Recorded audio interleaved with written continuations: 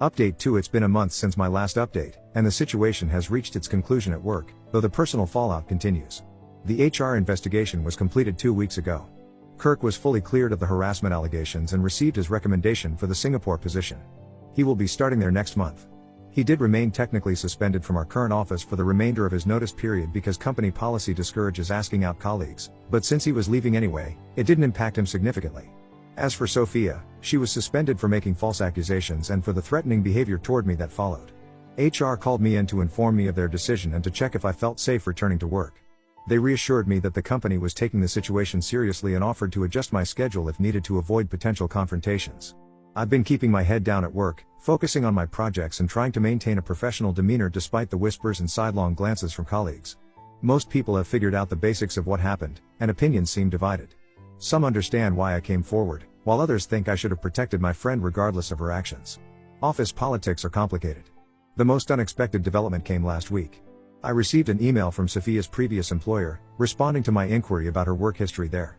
After learning about Sophia's deception, I had begun to question other aspects of her past. What I discovered was disturbing. Sophia had told me she left her previous job due to a mass layoff when the company downsized. According to her former supervisor, Sophia was actually asked to resign after similar allegations of sabotaging a colleague's project surfaced. The supervisor couldn't share specific details due to confidentiality policies, but strongly implied this wasn't Sophia's first time undermining others for personal gain. This revelation made me question everything I thought I knew about our friendship. I went through old photos and messages, looking for clues I might have missed. I found patterns I hadn't noticed before: how Sophia often positioned herself as the victim in conflicts, how friends who questioned her version of events eventually disappeared from our circle, how she subtly encouraged my self-doubt while presenting herself as my biggest supporter. I remember the time I was considering applying for a management position at work. Sophia convinced me I wasn't ready, that I needed more experience first.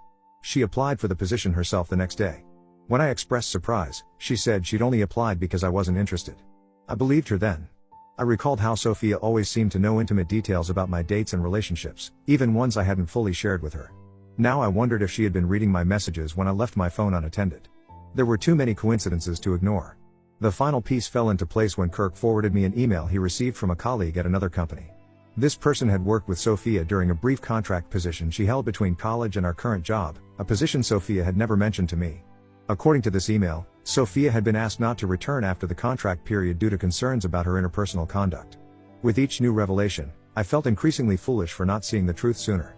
The signs were there all along, hidden beneath the carefully constructed image of the supportive friend Sophia presented. Last weekend, I ran into Sophia at a grocery store. We made eye contact briefly before she turned and walked in the opposite direction.